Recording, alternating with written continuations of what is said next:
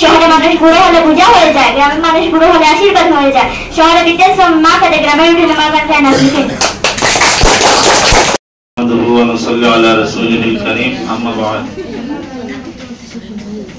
উপস্থিত রাতাবাড়ি জামিয়া আয়েশা সিদ্দিকার সম্মানিত শিক্ষক শিক্ষয়িত্রীবৃন্দ এবং স্নেহের ছাত্রবৃন্দ, সবার জানা আছে আজকে আমরা কুইজ এবং ডিবেট আপনাদেরকে আহ্বান করছি। শেষ পর্যন্ত শান্তি শৃঙ্খলা এবং নিয়ম কানুন মেনে চলার চেষ্টা করবেন। আলোচ্য বিষয় হচ্ছে গ্রাম ভার্সাস শহর।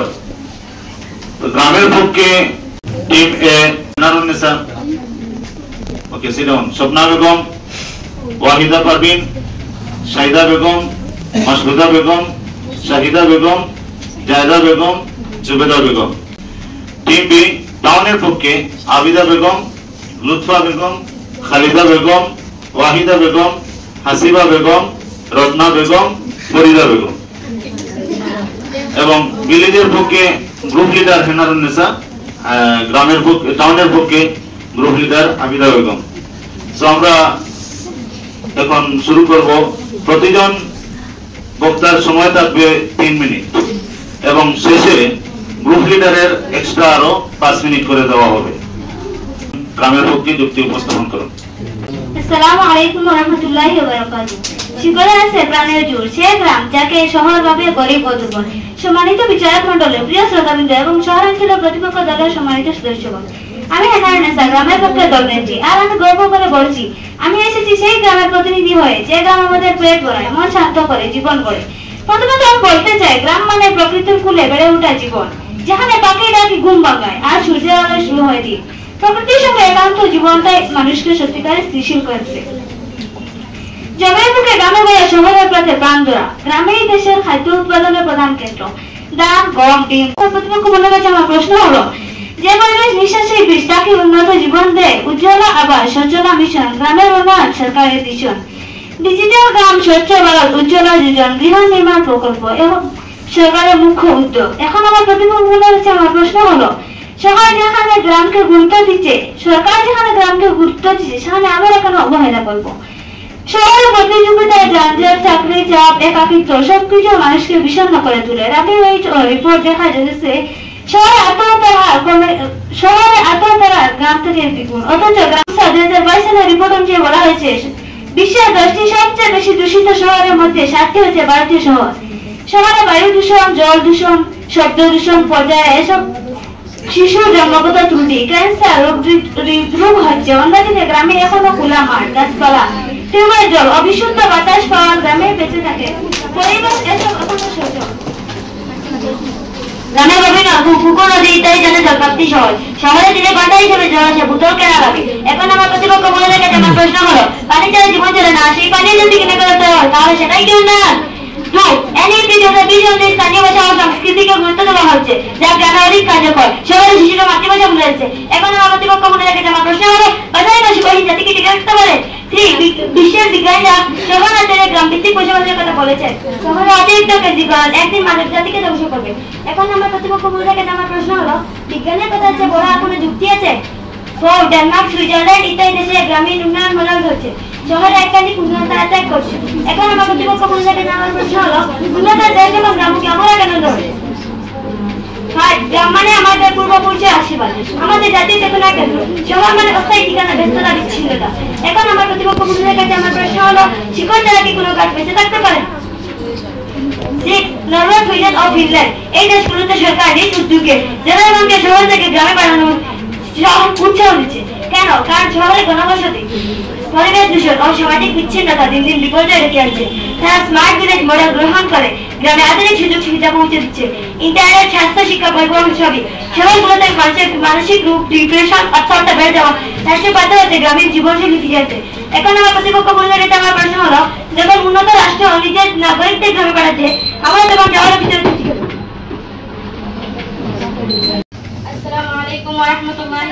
গ্রামে অনেক মেধাবী শিক্ষার্থী আছে, কিন্তু ভালো স্কুল, প্রশিক্ষিত শিক্ষক, বিজ্ঞান ল্যাব, কম্পিউটার লাইব্রেরি এমনকি কোচিং এর সুযোগ নেই। শহরে এইসব সুযোগ থাকার শিক্ষার্থীরা আনন্দের সাথে শিখতে পারে এবং চাপ কমে যায়। আমার প্রশ্ন প্রতিপক্ষের, শহরের মতো শিক্ষা অবকাঠামো, প্রযুক্তি ও শিক্ষকতার সাথে পরিবেশ ছাড়া গ্রামের শিক্ষার্থীদের ওপর এই চাপ কিভাবে কমানো সম্ভব? মাননীয় বিচারক মহোদয়, শিক্ষার চাপ কমাতে হলে কেবল বই আর খাতা দিলেই হবে না, প্রয়োজন সহায়ক পরিবেশ ও আধুনিক সুযোগ সুবিধা। শহরের শিক্ষার্থীরা পায় প্রশিক্ষিত শিক্ষক এবং আধুনিক ক্লাসরুম, বিজ্ঞান ল্যাব, কম্পিউটার ল্যাব এবং library, online class, smart class এবং ডিজিটাল কন্টেন্ট, ভালো কোচিং সেন্টার ও অতিরিক্ত সহায়ক ক্লাস, বিভিন্ন সাংস্কৃতিক ও ক্রীড়া কার্যক্রম যা মনকে সতেজ রাখে। এই সুযোগগুলি শিক্ষার্থীরা জ্ঞান বাড়ায়, আত্মবিশ্বাস বাড়ায় এবং অযথা চাপ কমায়। শহরে থাকলে শিক্ষার্থীরা শুধু পরীক্ষার জন্য নয়, জীবনের জন্য প্রস্তুত হয়।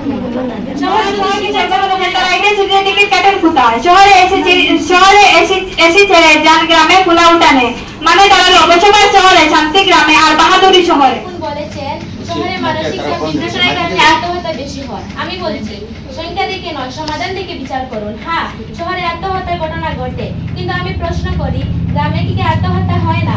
কৃষক ফসল নষ্ট হলে, ঋণের বোঝা মাথায়, যৌতুকের চাপ, পারিবারিক দ্বন্দ্ব, এসবের কারণে গ্রামে কত মানুষের চুপচাপ নিজের জীবন শেষ করে দেয়। তা খবর কি আমরা প্রতিদিন পাই?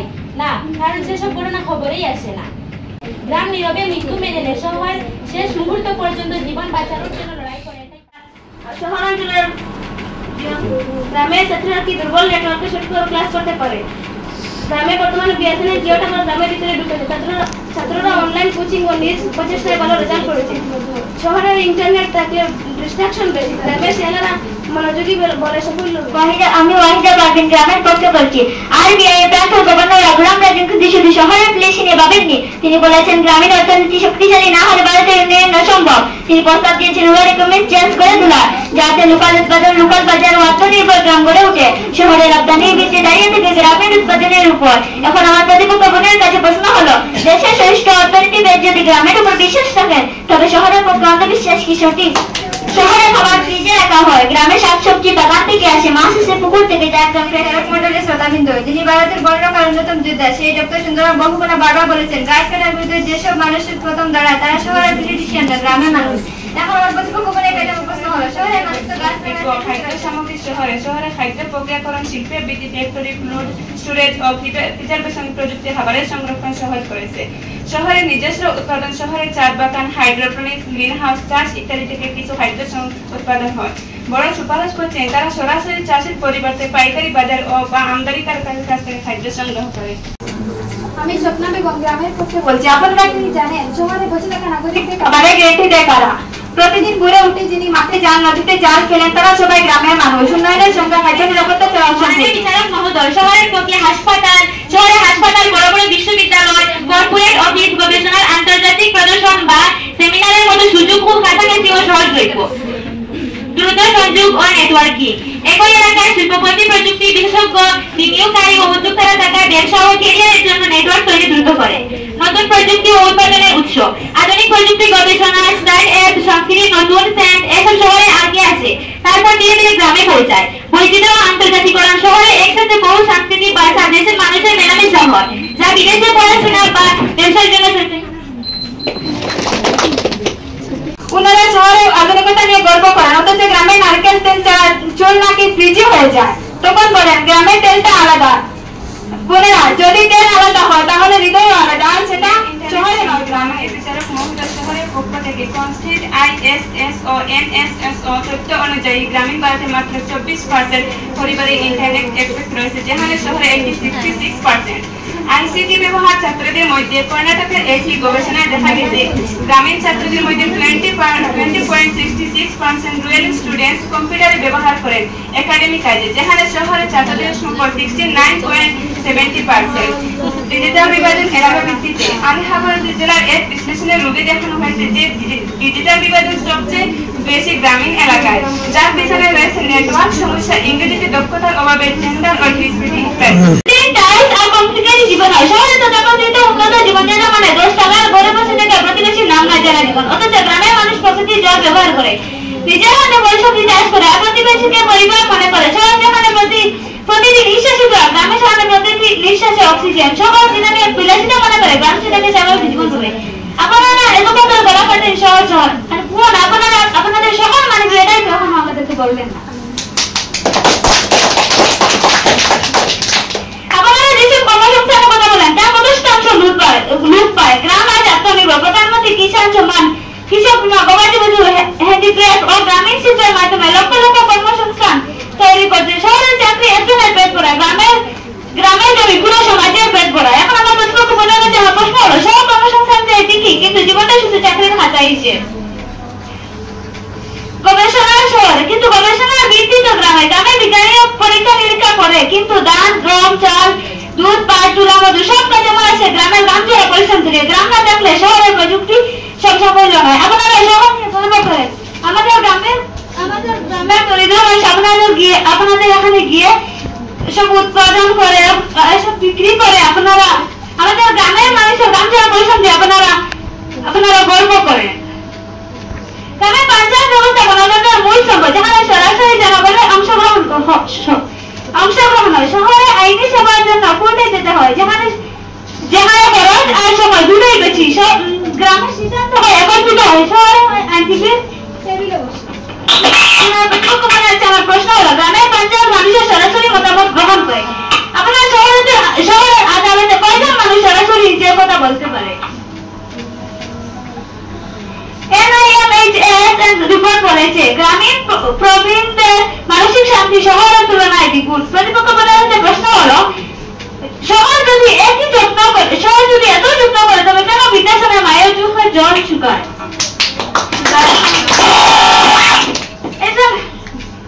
ঠিক ওই শহরে বড় বড় হাসপাতাল আছে, কিন্তু স্বাস্থ্য সেবার মূল লক্ষ্য প্রতিরোধ আদা গ্রামের বাস্তবায়িত হয়।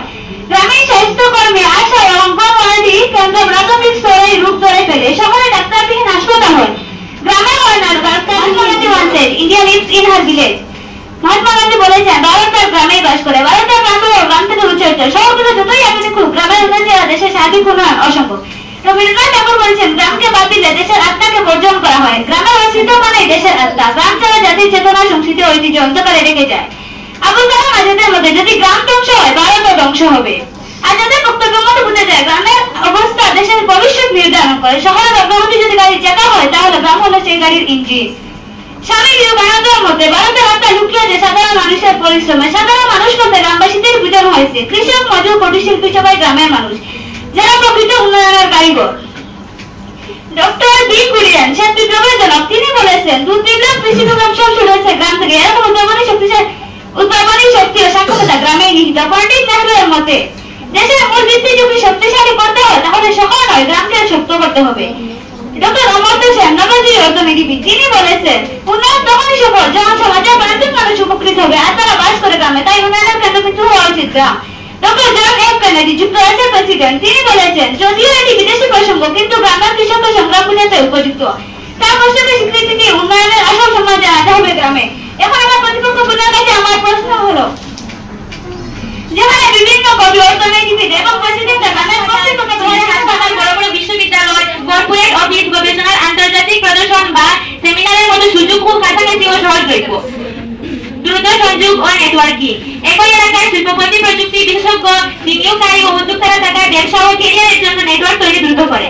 নতুন প্রযুক্তি ও উৎপাদনের উৎস, আধুনিক প্রযুক্তি, গবেষণা, স্টার্ট আপ, সংস্কৃতি, নতুন সেন্ট এসব শহরে আগে আসে, তারপর ধীরে ধীরে গ্রামে পৌঁছায়। বৈচিত্র্য ও আন্তর্জাতিকরণ, শহরে একসাথে বহু সাংস্কৃতিক ভাষা, দেশের মানুষের মেলামেশা হয়, যা বিদেশে পড়াশোনা অশিক্ষিত। শহরে গিয়ে অফিস আদালতে নিয়ম জানে না। আমরা বলতে চাই, গ্রামের মানুষ হয়তো শহরের জটিল ফর্ম বা আইন কানুন প্রথমে জানে না, কারণ তাদের জীবন সহজ সরল এবং প্রতারণা মুক্ত। তারা এমন পরিবেশে বড় হয়েছে যেখানে চুক্তিপত্র নয়, বিশ্বাসের কাজ হয়, যেখানে বিচার মেলে পঞ্চায়েতের আঙ্গিনায়, ঘুষের টেবিলে নয়। শহরের মানুষ আইন জানে, কাগজপত্রে পারদর্শী, কিন্তু সেই জ্ঞান প্রায় স্বার্থ আর সুবিধা নেওয়ার জন্য ব্যবহৃত হয়। গ্রামের মানুষ ধীরে ধীরে শিখে, কিন্তু একবার শিখলে সততার সঙ্গে সাইকেল, ইউনিফর্ম শহরে চাইতে বেশি সুযোগ। হাজারো গ্রামীণ ছাত্রছাত্রী অলিম্পিয়াড, স্কলারশিপ এবং ইউপিএসসিতেও সেরা। গ্রামে শিক্ষা মানে শুধু বিল্ডিং বা মানসিকতা, শিক্ষা মানে শুধু বিল্ডিং না, মানসিকতা। গ্রামের বিজ্ঞানী তৈরির জন্য শিক্ষা ব্যবস্থা আছে। গ্রামের একজন মেধাবী ছাত্র কি নিজের গ্রাম ছাড়াই উচ্চতর গবেষণা করতে পারে?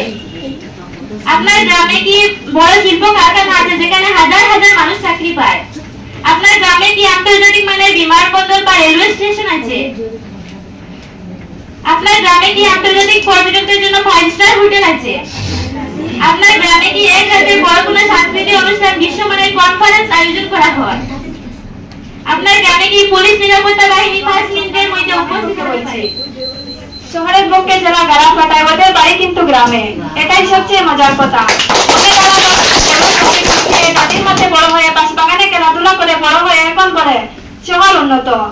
ও তো এমন মনে হয় নিজের মার হাতে রান্না খেয়ে বড় হয়ে এখন হোটেলে ফ্রাইড রাইস কে মা তুই কি জানিস না এটাই বলে।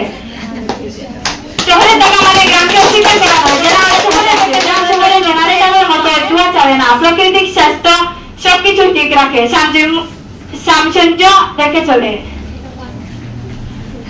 সভাপতি মহোদয়, আজ আমরা এমন এক অবস্থায় মুখোমুখি দাঁড়িয়ে আছি যেখানে শহরের মানুষ নিজেদের আধুনিকতা প্রমাণ করতে গিয়ে পোশাকের স্বাধীনতার সীমা হারাচ্ছে। ফ্যাশনের নামে অর্থনগ্ন পোশাকে শুধু সামাজিক মূল্যবোধকে ক্ষতিগ্রস্ত করছে না, বরং আমাদের নারী প্রজন্মের নৈতিক শিক্ষাবোধকে বিপদে ফেলছে। কিন্তু গ্রামে এখানে পোশাক মানে শুধু দেহে ঢাকা নয়, বরং সংস্কৃতি, ঐতিহ্য, আবহাওয়া মানিয়ে নেওয়া। গ্রামীণ সমাজ জানে পোশাক যেমন নারীর শরীর রক্ষা করে তেমন ওই মান মর্যাদা রক্ষা করে। তাহলে আমার প্রশ্ন হলো কর্তৃপক্ষ বোনদের কাছে, আমরা কি এমন আধুনিকতাকে উন্নত করবো যেখানে কাপড় কমে যাচ্ছে কিন্তু লজ্জা পাচ্ছে না?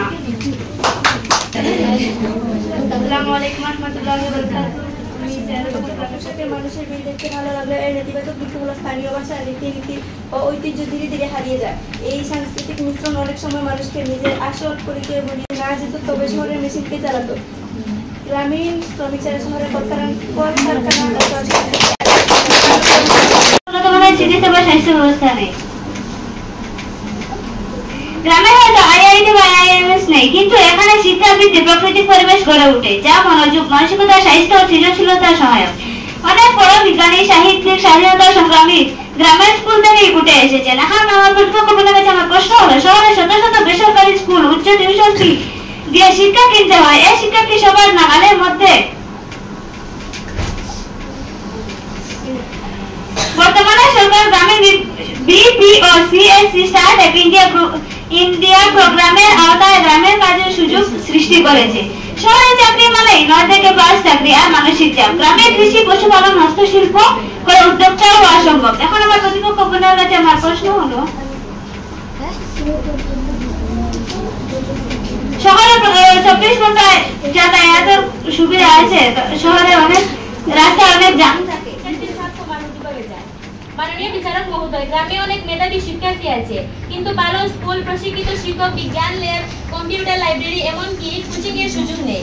শহরে এইসব সুযোগ থাকার শিক্ষার্থীর আনন্দের সাথে শিখতে পারে এবং চাপ কমে যায়। আমার প্রশ্ন প্রতিপক্ষের, শহরের মতো শিক্ষা অবকাঠামো, প্রযুক্তি ও শিক্ষকতার সাথে পরিবেশ ছাড়া গ্রামের শিক্ষার্থীদের ওপর এই চাপ কিভাবে কমানো সম্ভব? মাননীয় বিচারক মহোদয়, শিক্ষার চাপ কমাতে হলে কেবল বই আর খাতা দিলেই হবে না, প্রয়োজন সহায়ক পরিবেশ ও আধুনিক সুযোগ সুবিধা। শহরের শিক্ষার্থীরা পায় প্রশিক্ষিত শিক্ষক এবং আধুনিক ক্লাসরুম, বিজ্ঞান ল্যাব, কম্পিউটার ল্যাব এবং library, online class, smart class এবং ডিজিটাল কন্টেন্ট, ভালো কোচিং সেন্টার ও অতিরিক্ত সহায়ক ক্লাস, বিভিন্ন সাংস্কৃতিক ও ক্রীড়া কার্যক্রম যা মনকে সতেজ রাখে। এই সুযোগগুলি শিক্ষার্থীরা জ্ঞান বাড়ায়, আত্মবিশ্বাস বাড়ায় এবং অযথা চাপ কমায়। শহরে থাকলে শিক্ষার্থীরা শুধু পরীক্ষার জন্য নয়, জীবনের জন্য প্রস্তুত হয়। শহর শুধু শিক্ষার চাপ কমায় না, শহর শিক্ষাকে আনন্দে পরিণত করে।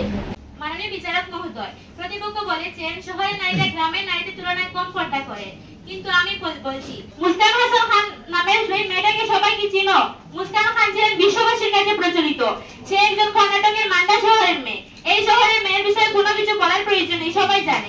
কিন্তু শহরের আরেকটা কথা, ইকরা হাসানকে তো সবাই চিনো, কিন্তু উত্তরপ্রদেশের শ্যামলী শহরে বসবাস করেন, যেখানে তিনি আজ ভারতের সংসদে 140 কোটি মানুষের হয়ে আওয়াজ তুলেন। তাহলে তুমি কেন বলছো আমাদের শহরের মেয়েরা পর্দা করে না?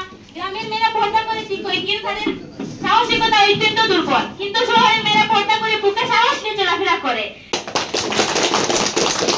I would, on behalf of Team A, that's Billy's, actually forgot their name, Hena and some other one. They have done well. And on behalf of Team B, Lutfa and Abida, yes.